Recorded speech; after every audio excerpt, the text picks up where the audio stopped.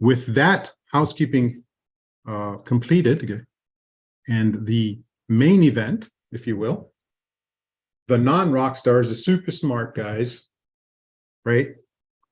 And Josh Cohn and Erin Peace. I'd like to introduce you both. If you guys could, Josh, if you could introduce yourself, and Erin then introduce yourself, and then we can start the session, and let's hear what you have to say. Great. Thank you so much for having me. I'm Josh Cohn. I started my career with Doug in the Army, and then got out and became an investment banker. So I'm a recovering investment banker before moving into product. So in banking, I was in mostly infrastructure and public transit, and parlayed that into being a product manager at Passport for the public transit and then parking enforcement. So if you've gotten a parking ticket through any of the Passport services, my bad. From there, I actually left and went back to the finance world briefly, co-founded a tech startup called DebtBook, and took a number of different jobs there, going from 3 guys sitting around a table to it was now a 50-something person company. Was able to hire great people and step away and enjoy watching them scale and run that as I came over here to Method and to do technology and strategy consulting, as well as a little angel investing on the side. So I look at validating opportunities, both from the investment side, from the product feature side, and then from the holistic business side. Great. Hi, and I'm Erin Peace. You can see here I go by Erin Peace. It's a lot less complicated. I am an associate director of experience design at Method, working with Josh. I began working at Method in the New York office, currently working remotely in the middle of nowhere in Maine. I come from a background of journalism, service design, graphic design, kind of transitioned into more of the product design space, and then now into the customer experience design space. So I've been at Method for about 3.5 years, where I lead, various discovery research, prototyping projects with clients from lots of different industries, as well as internally with our parent companies. I know some of you all were talking about the fish eating the fish, and that's definitely been the case over here. So we are a company within Global Logic, which is within Hitachi. And actually recently, Josh and I have taken on an initiative to define an innovation program within this complex organization. So this is perfect timing. We're actively defining the program design, governance model, playbook for how different business units can identify, test, and validate opportunities before investing right in their design and development. So I've found that a lot of my work bleeds into product management territory, but I am not a product manager. So I'd love to, hear your feedback at the end of this call and how our definitions and concepts sort of resonate with you as PMs. So we can just get into it if that works for you, Manesh. Yep, let's go for it. Awesome. So we actually heard a little bit about, why you're here, what you're looking to do, but if you have anything else to add, feel free to pop it in the chat, things that come to mind. Also, if you have, a burning question, feel free to, interrupt us. I think we want to keep this pretty conversational, but what we understand from, talking to some of your organizers here at Product Coffee is that a lot of you are facing, a litany of requirements, but may not be totally clear on the context of why they've been prioritized, right? Or you have somehow become the filter for everybody's random ideas, and you need some frameworks or tools to understand and then communicate what's worth pursuing. So what we'll tell you today, I think it's important to understand that there's no right way to go about it, right? There's no perfect framework or model to follow, but as steal Josh's quote, which I love, is no model is accurate, but most are valuable. So we're going to show you some ways today to approach this process, go into breakout rooms, have a discussion around, how you might apply that in a fictional scenario, and then, save time for some additional discussion as well. So I'll talk about, oops, sorry about that. I'm going to hand it over to Josh to talk about opportunities at the most basic level. Yeah, so just to start off kind of setting some left and right limits for what we're talking about, what is an opportunity? And just from our networking event at the beginning of this, we've heard everything from my opportunity is Steve's entire company, where he's now, found an opportunity and built an organization around it.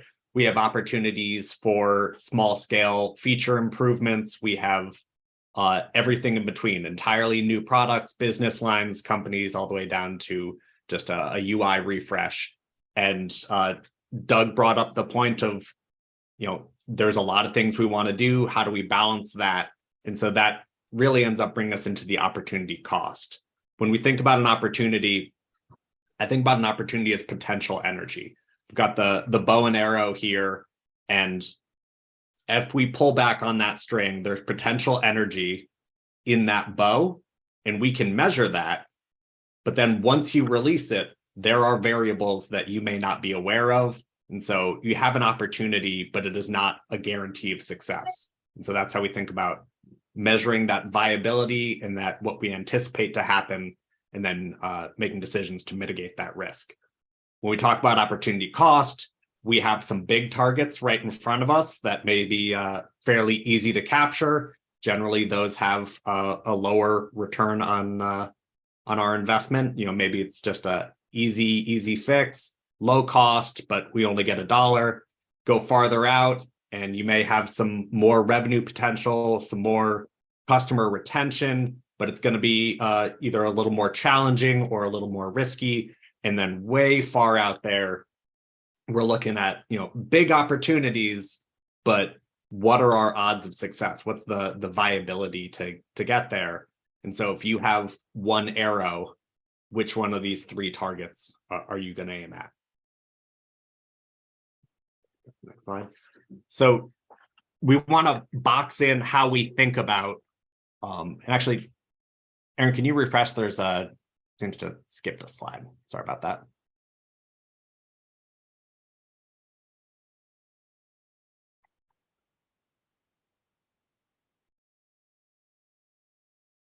How's that? Back one. There we go. Yep. Mm-hmm. So we want to start thinking about what is the right balance, because most of us are not going to go after just one opportunity. We have a portfolio of opportunities to go after. And so you think about balancing it, but there's no one perfect golden ratio. I think a lot of companies will be somewhere in the middle. They're going to spend most of their time on their core product. Then they've got some adjacent resources. And then maybe you go after some transformational big bet investments. If you're kind of a mid-stage trying to be high growth technology firm, maybe you're going to spend some more on that transformational growth. And then if you're a consumer packaged goods, there's only so much you can do with bottles and cans. And so you're going to really try to exploit that core business. But understanding where you want to be in that balance of your portfolio and your resources, you need to understand what is your company's strategy, what is your existing business model. So if we think about a business model, over on the right, we have kind of these 4 boxes. The big one is customer value proposition. I think a lot of people in product think about desire, what's our customer value proposition? If customers want it, everything else will just come true. The reality is a lot of those things have to layer into what's your profit formula? What are the key resources that you have that set you apart? What are the processes that you have to bring it all together? You can have an idea that's highly desirable, but you need to have all the machinations to make sure that it's actionable. If you are a product manager at a company, the odds are that there are either adjacent product managers, there is a whole hierarchy of structures. So you need to understand, what is your company's strategy? What's your competition, your adjacent offerings? Are you the revenue driving product, or are you there to retain users so that the revenue driving activity happens on one of your adjacent products? If you don't know where you are, it's really, really hard to determine what's a good investment to get you where you want to go. So looking at kind of the characteristics of what makes a good opportunity, a good business, show of hands, who's familiar with this Venn diagram? We got 1, 2. We generally, if you're a design thinker, I'm seeing a bunch of those. So the premise here being, if you have all right, now I'm seeing them. There we go. If we have an idea that is highly desirable, feasible, and viable, then you have a great innovation right there in that middle thing. So let's play a little game. Who can tell me something that's desirable but not feasible? Any examples? Flying cars. Teleportation. Yep, teleportation, flying cars. All right. Free fuel. Say again? Free fuel. Free fuel, yeah. Something like, eliminating hydrocarbons tomorrow. Yeah, exactly. All those things, they would be amazing, but they're not feasible. Not going to be I would not recommend you start a teleportation business. It might not be viable. Erin, if you want to click next. We also have, does anyone know what this device is? This is the Theranos Edison machine. So not feasible to actually do what it claimed, but it was highly desirable. They raised a ton of money and people made money. So, and then they lost a lot. And went to jail. Yeah. So frowned upon. Don't do scams. That's the lesson number 1 here. All right. What about feasible but not desirable? Anyone have any examples there? crypto.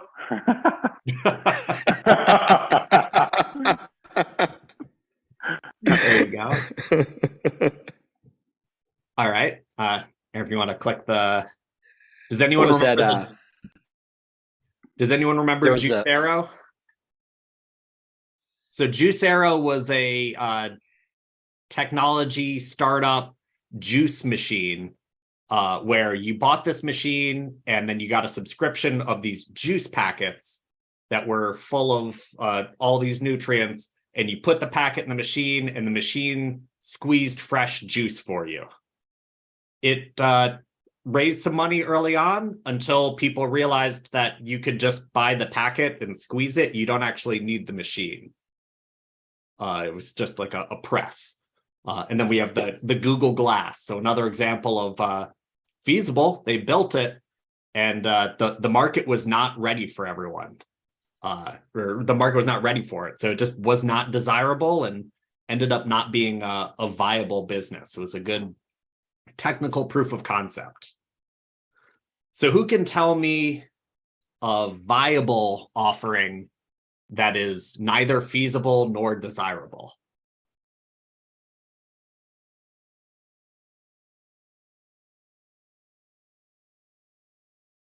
Yep, exactly. So my issue with the Venn diagram that is like the cornerstone of design thinking is that nothing lives in that viable space, because viability is actually a relationship between the desirability and the feasibility of an offering. So this is my nailing a letter on the church door moment, but the DVF diagram that is kind of the cornerstone of a lot of design thinking is flawed. So we posit that viability is actually a ratio, the desirability over the feasibility lift, meaning that the more desirable it is, and then the easier it is for you to deliver, the more likely you have that potential energy, you're more likely you are to be successful.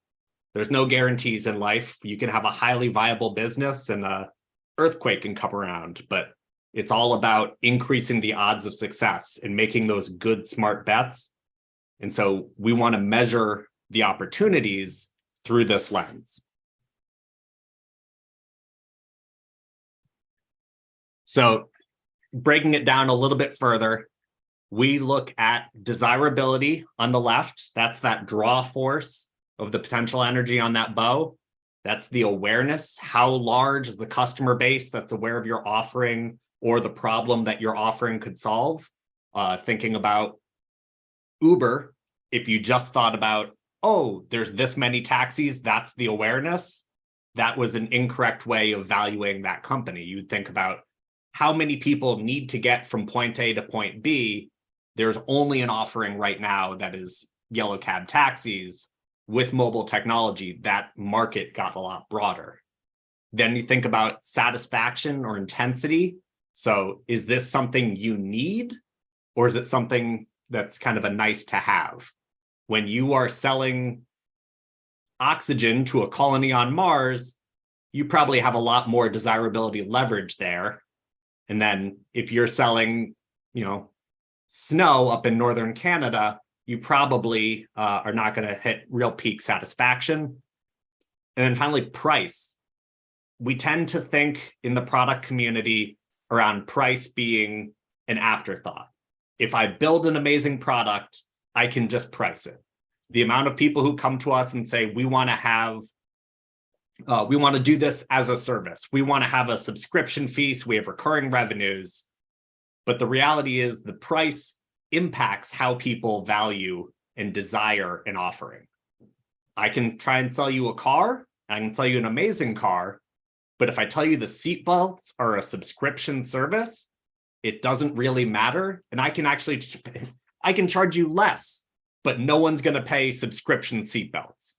So the price in that method of pricing an offering has a direct impact on the valuation of that offering to the consumer.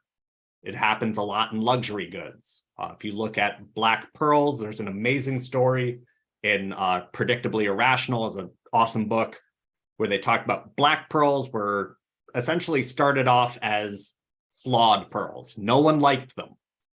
And then they had this one guy, Frenchman, gathered up a bunch of black pearls, and he just priced them insanely high.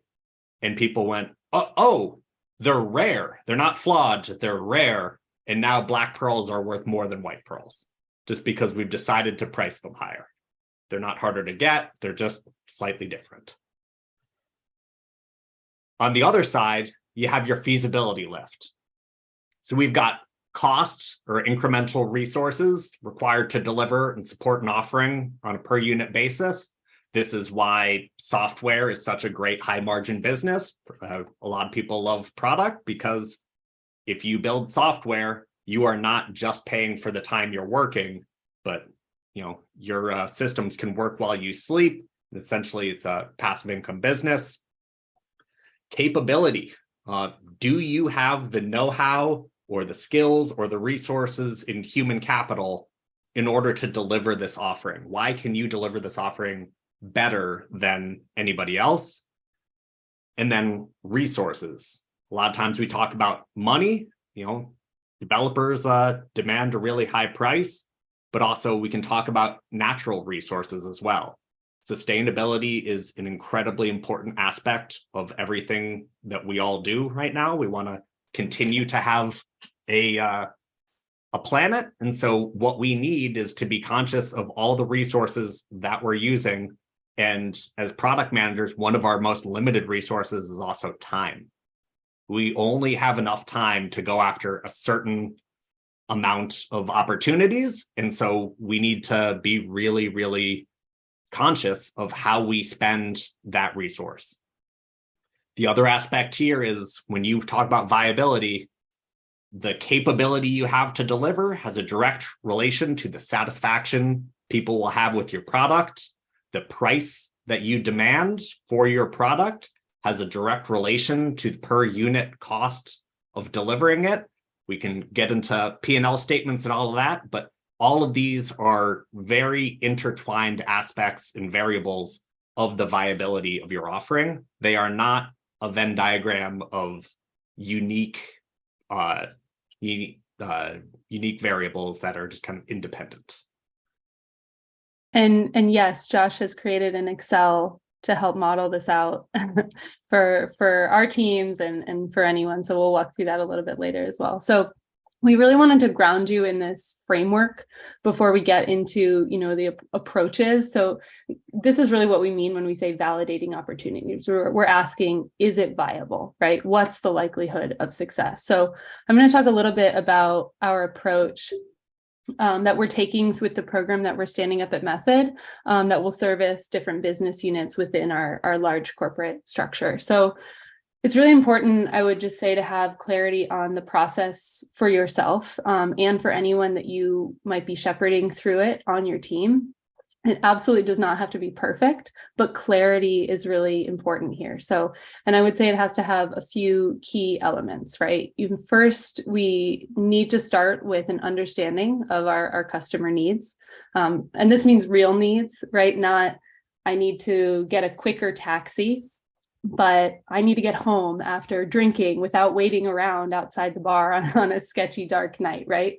Or instead of, I need stronger coffee, think about, I need to have energy every day to do my job and take care of my kids effectively. So really understanding your customers, their context, and their needs is first, their jobs to be done. This should, ideally be a continuous horizontal function within your organization. But if it's not, you can immerse in your customer's context for a few weeks, understand their pain points, generate insights. So every opportunity that your organization pursues should be rooted in these insights, and these can be translated into ideas or hypotheses for, how your organization might better support your customers and their needs. There's lots of ways to do this, and I'm sure you all have gone through some of these, like design thinking workshops, co-creation workshops, ideation sessions, and those are all valuable. But also these ideas might simply come to you in the shower, right? Like we were talking about in the networking portion. If you're tuned in to your company strategy and you understand where you fit and what your business is seeking to achieve, that's a lens through which you can look at the world. And perhaps you're on your hike and looking at your leaf and your idea comes to you there. Your customer support rep was probably full of great ideas for how to better support your customer needs. So then you need to frame these broad, vague, disparate opportunities and ideas into clear, testable hypotheses. And that's how we start with in order to understand the viability. So in order to see if the proposed solutions have value to the customers, they're feasible to offer, and they'll make money for your company. We use a process like this and, modeled after lean product best practices. But today I'll focus on the sort of design and test aspects of this process and how we validate opportunities through experiments. So how do you design an experiment? You probably recognize the graphic on the right, scientific method from grade school. Any good scientist knows the value of a strong hypothesis, right? So you want to start by defining clear, strong hypotheses, turning the most important ones into experiments. And you can start with cheap and fast ones, right? Where you can learn quickly. So I think a lot of times we think the MVP is, the best way to test and learn. And it's a great way to test and learn, but it takes a lot of time and effort to get. So what are those quick, fast experiments we can run within maybe a week or two in order to understand whether something is even valuable or feasible? So a good hypothesis is testable, precise, and discrete. So testable means it's falsifiable, right? It's yes or no. It can be shown to be true or false through evidence. Precise means that it describes who, what, when of your assumptions, and you can actually see what success looks like. And then discrete means that it's limited to one variable. So one distinct testable thing that you want to investigate. And if you have more than one, that's completely fine, but consider running, 2 experiments or 2 distinct portions of one, so that you can understand those discretely, just like a scientist might isolate, a particular variable to test. So you can see like this example on the bottom right, this is taken from a great book called Testing Business Ideas. The one on the bottom right contains 2 hypotheses that can be tested probably within one broad experiment, but should just be clearly understood as 2 different things that you're testing. So I think a lot of people have questions around, which ones to test first, how to prioritize, which opportunities to take into some sort of experimentation.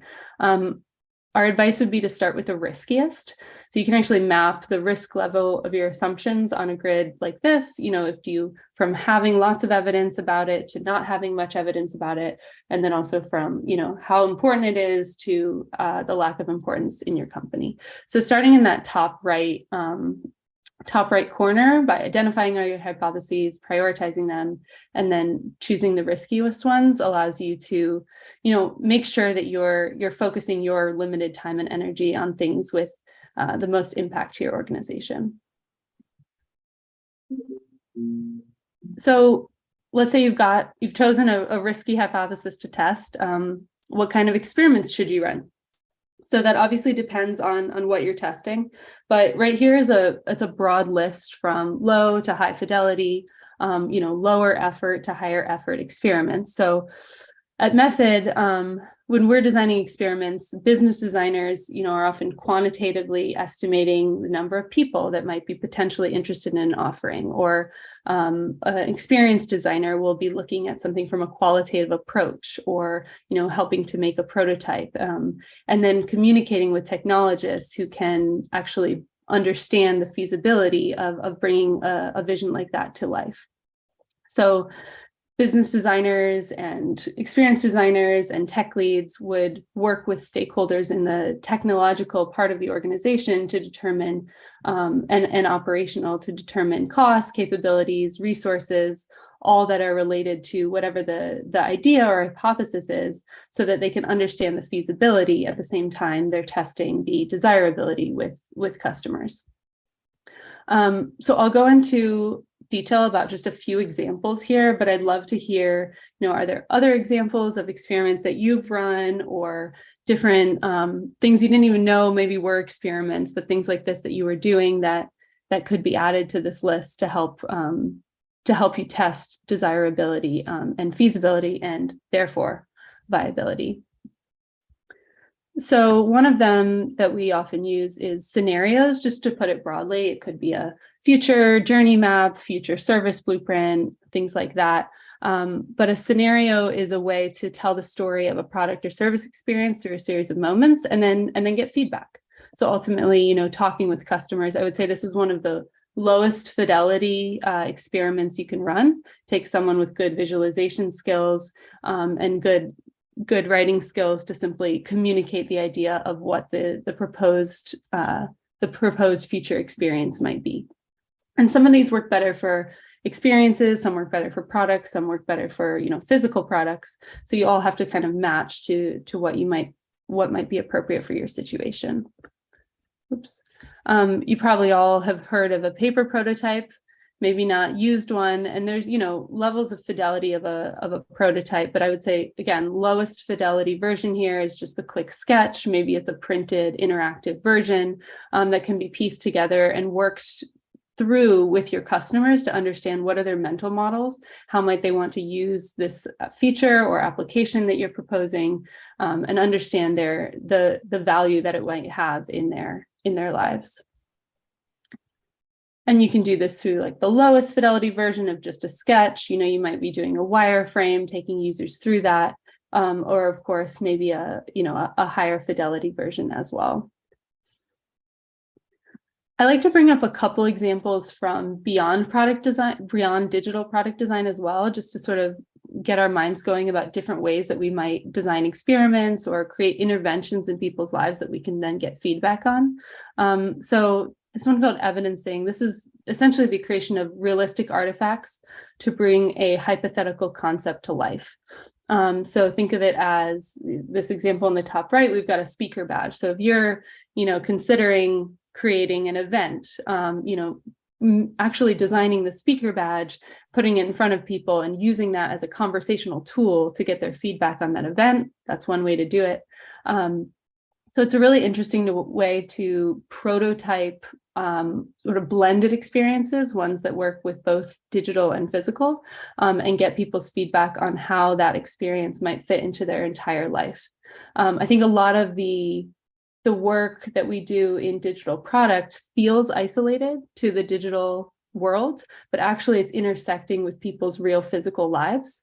And so if there are ways that we can help show that digital product in context, or show, how that would be affecting people's full lives in their physical space, I think that would help us get more realistic feedback than we often get from, usertesting.com.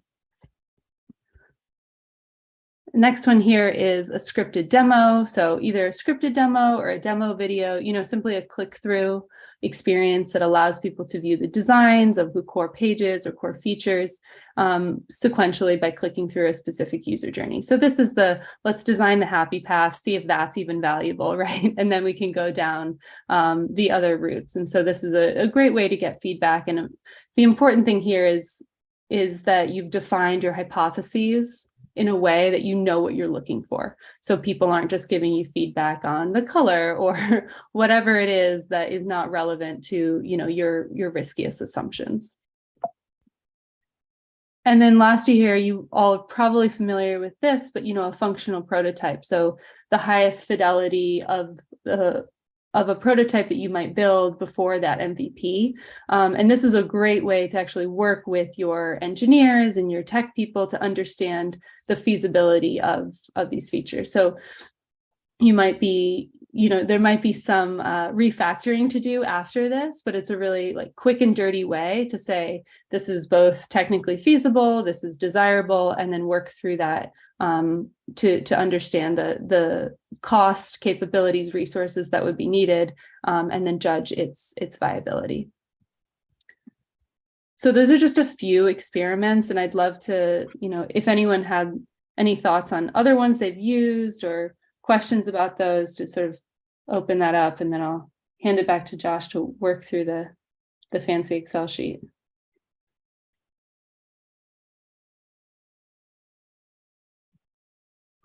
And I see, Jason, you promoted the paper wireframe kit for Figma, which is, thank you for doing that. It's an awesome plug. Yep. It's a way for anyone, as long as you have Figma, you don't necessarily need to have design skills to actually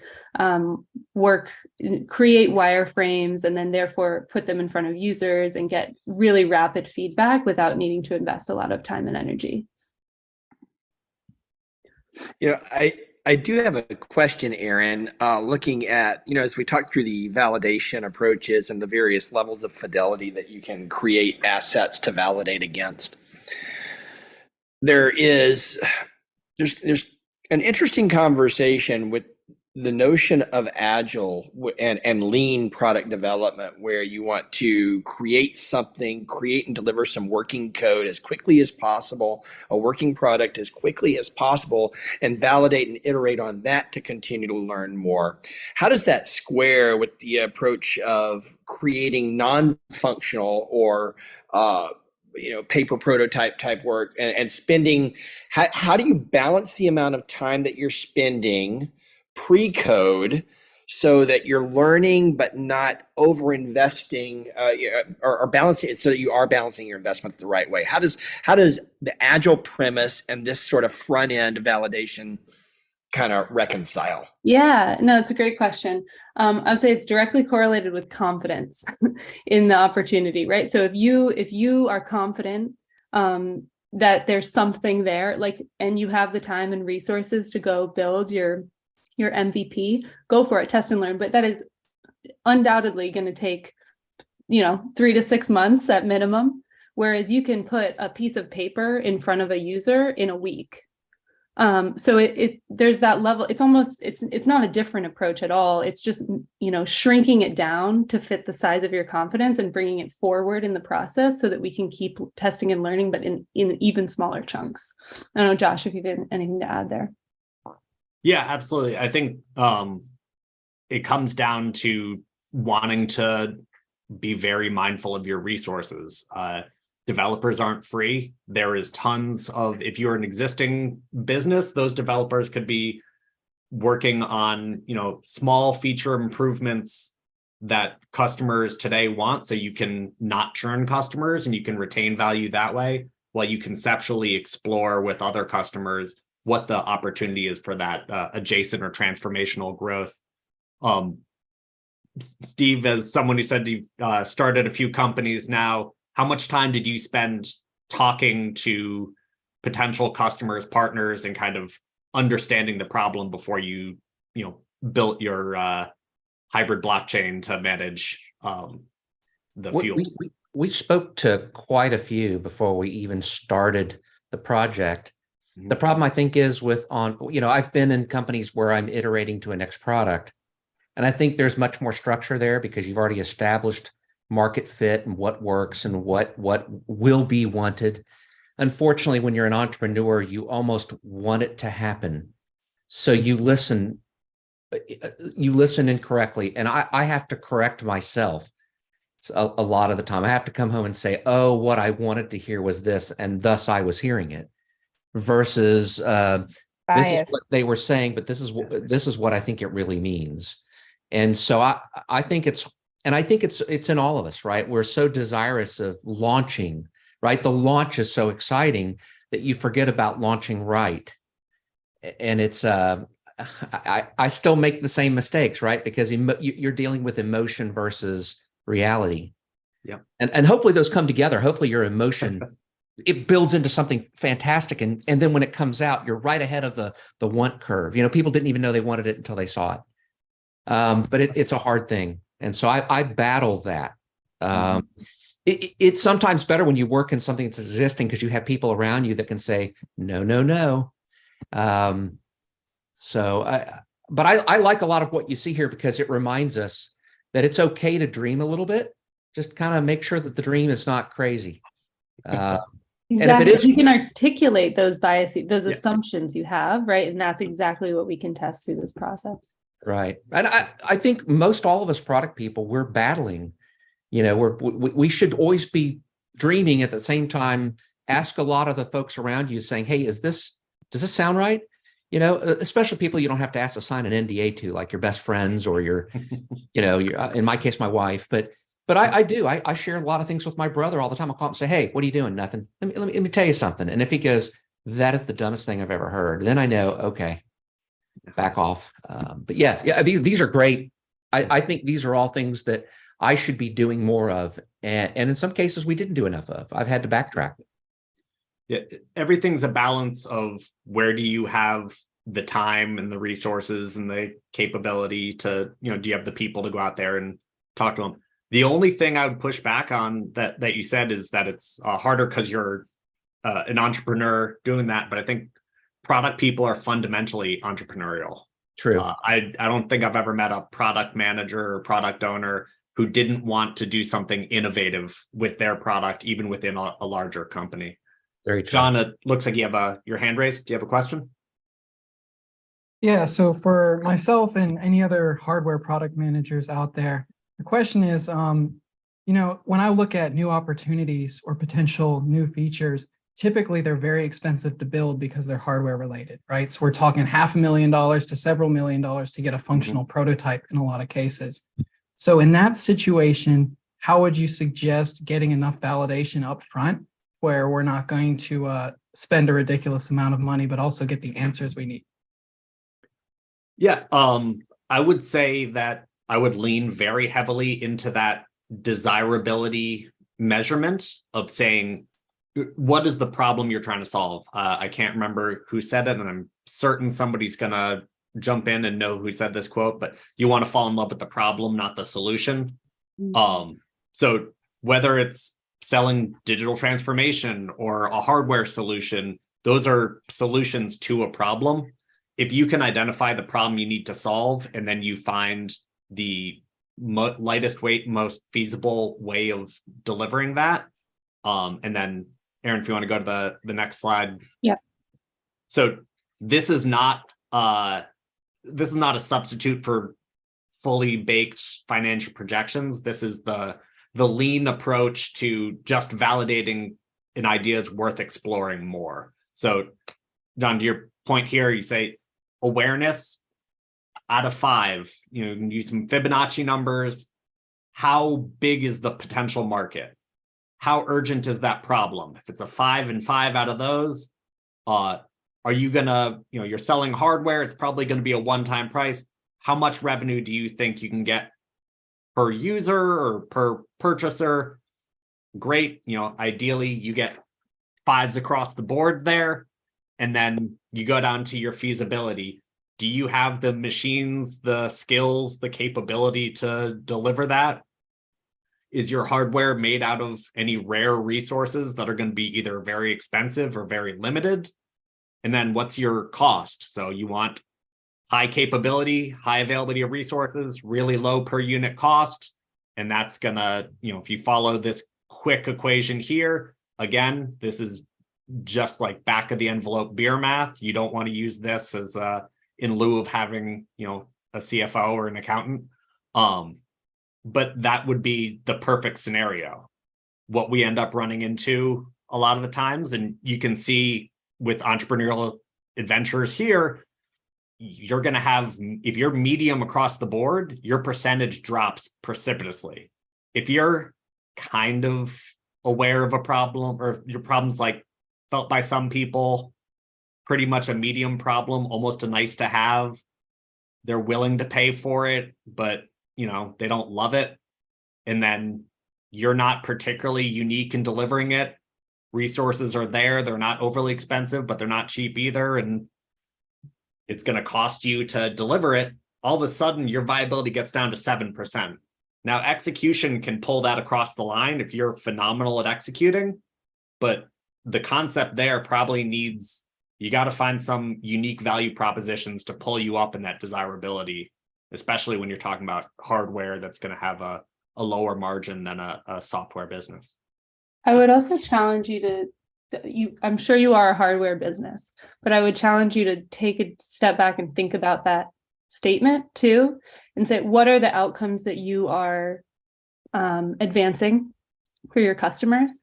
And hardware is how you do that, right? And so that just creates a little space in your brain for different ways that you might be able to connect hardware with, you know, software in new ways, or maybe in 30 years that hardware will be obsolete. And so you want to be sustainable as a business and be thinking about that outcome.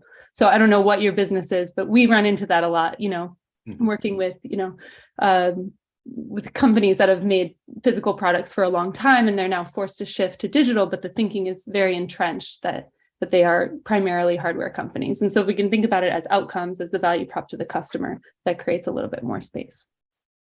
Yeah, that's a good point. Admittedly, there are a lot of problems that could definitely be solved just with the, you know, software enhancement of what's the software tied to hardware for sure. Well, thanks, Josh and Erin. Yeah, of course. Thank you for the question. I want to burn through these so we can get to a little scenario quick, but we're going to have these slides available for everyone. So does anyone have any questions on this model, or where this business model canvas, how you would use any of these? All right. So fundamentally, our approach is we test viability early and we validate as we go. And that's our way of accelerating value and mitigating risk. So we start as lean as we can. Is this opportunity worth investigating? We investigate it. Is it worth investing in an MVP? Is that MVP showing the potential, the high growth that we need to invest in scaling it to becoming the cash cow we want all of our products to be? But I can't remember who said it at the very beginning, but risk is a realistic part of everything that we do. Doug, I know somebody asked for a risk template, and I'm certain that the Army has a risk mitigation plan template that we can share with everyone. But so we want to know, is the opportunity worth the risk? So we've covered that, looking at our resources, our costs, and our viability. But now, what happens if we don't pursue this opportunity? Is there going to be competitive risk? Is there going to be, is the market just going to disappear from us? Is there financial risk? Is there regulatory and compliance risk? So if we're looking at financial offerings and all of a sudden we say, like, you know what, I can do this better than a bank. I'm just going to create my own bank, and I'm not going to do any of the regulation because I'm doing it in new technology. You're then also going to run into some legal risk, environmental risk. We try to keep sustainability in everything that we do. And then you have reputational risk. I don't know if anyone remembers, I think Microsoft rolled out an AI a while ago, before all the chat GPT stuff, and it took Reddit about 5 minutes to turn it racist, and they had to pull it down. So there's always unintended consequences. So you want to make sure you think about what could happen once you loose that arrow, and what's downrange from you. Is the risk worth it? We like the front page test. If you're thinking about doing something, changing your business, is, if the meeting you're in talking about changing your business, if that were put on the front page of the New York Times, how would you feel about it? If you think you feel good, go for it. Then you're safe from a reputational risk perspective, or at least you've mitigated that risk. And then ultimately, communicating your findings is just as important as running the experiment. You got to be able to get your team on board. You got to be able to say, this is why it's valuable. Anybody who works in a larger company has a CEO, a CFO, a head of sales, a head of client success. If you can't get that, senior leadership on board, then you're not going to be able to shift the discussion into the new innovative product and opportunity that you want to capture.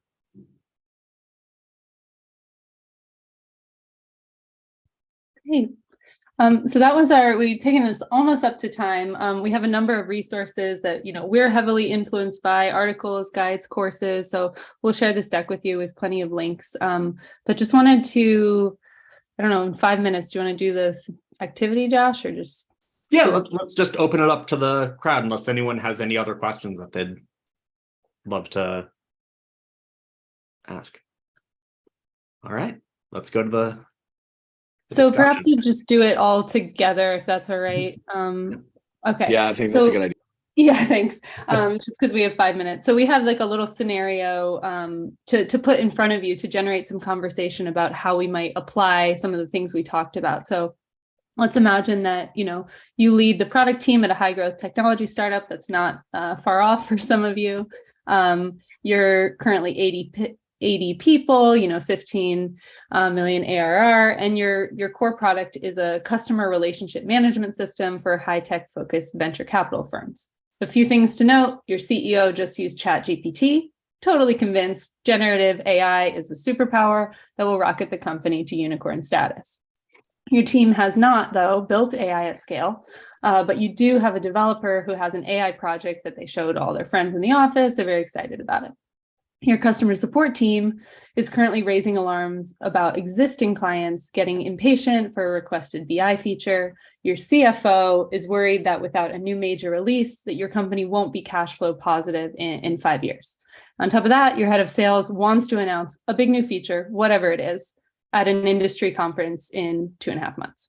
So no pressure. You have an executive leadership team meeting tomorrow, and you're going to have to tell them what you're going to do to move forward. So just thinking about what we've talked about today, how might you communicate your plan to evaluate this ChatGPT opportunity?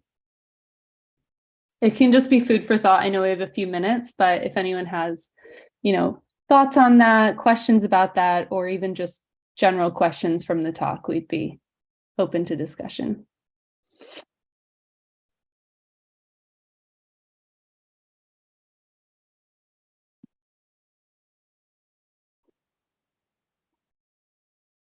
There's some commentary about starting with crying right in the chat there. Hey, this is Steve, and I was looking for my hand raise here in Zoom, but I didn't want to waste too much time doing that. This is one of those things that if it's 2.5 months out that the conference is, which is the first big effort, I as a product person wouldn't want to commit to anything to develop, especially since anything you're building around AI, if you want it to be real, it's going to take longer than 2.5 months to design it and build it. But we could come up with a concept. We could find where is an area of predictability or future look within a CRM that would help people in what they're trying to do in a VC firm. Let's go find those 2 or 3 things and see if they could be automated and come up with a general concept of an AI offering. And so perhaps what I might want to do is basically create a sort of plug roadmap item, sort of an aspirational type of thing that we are preparing to commit to. In other words, you could tease the market. I think if it's that close out, I would come up with a tease the market kind of thing to get some feedback to see what people think at that conference. But I don't know that I'd commit anything necessarily to the product roadmap. I think it's too early to actually build and to pull people off of core features yet. But it could be worth, if you have that one guy in the company who knows a little bit, to identify 2 or 3 areas where you could potentially improve VC companies' lives. And we've all used CRMs. Heck, I launched one back in 2008, a CRM application. So I built and launched one. So that would probably be the tact I would take, is keep it to something that we could commit to in sort of a grandiose kind of way, but don't go into specifics. Use it to get feedback to see what people think, or, oh, that's good. Oh my God, if you'd only did X, Y, and Z. Yep. Love that approach. I know, Doug, you had a hand raised, maybe our last one before we close. Yeah, I definitely would echo what Steve said. I think it's too immature to attempt to roll out as sort of a new core feature, but I think you could definitely do some exploratory learning with a lot of the sort of techniques you guys presented earlier, especially talking to your customers. I think at a minimum, maybe talking to that developer and seeing, hey, where's he at with his IP? Is he wanting, to sort of release sort of how does this AI that he's working on, actually function? And maybe at a micro scale, you could build some sort of fun feature that isn't necessarily, beholden to your customer relation model, but it's an add-on thing that maybe customers can play with, give you feedback, and then, like Steve said, maybe go from there with what you learn. But I definitely wouldn't try to add it as a core feature that rivals, existing sort of powerhouse features like ChatGPT or something else. I love that idea of not over-promising, right? Because then you have sunk cost bias, and then you're sort of stuck developing something that you're not completely confident about. So love that approach. Manesh, I'll hand it back to you. Thank you, Erin. Thank you, Josh. Very interesting, very thought-provoking. This is the end of the session. Again, thank you everyone for being here. I wanted to share with you something that may parlay this session into something bigger and greater for you guys. We do have a Meet the Author session this Friday with Start at the End book. It's talking about behavior science and how you can use behavioral science to figure out what to work on and what not to work on as well. So if you want more information, I think Jason's trying to share his screen to get more information up on the screen, but we do have a link in the chat where you can click on, and you'll have a direct Q&A with Matt Waller and behavioral science author and behavioral scientist of Start at the End. Thank you everybody for joining, and hopefully we'll see you next time.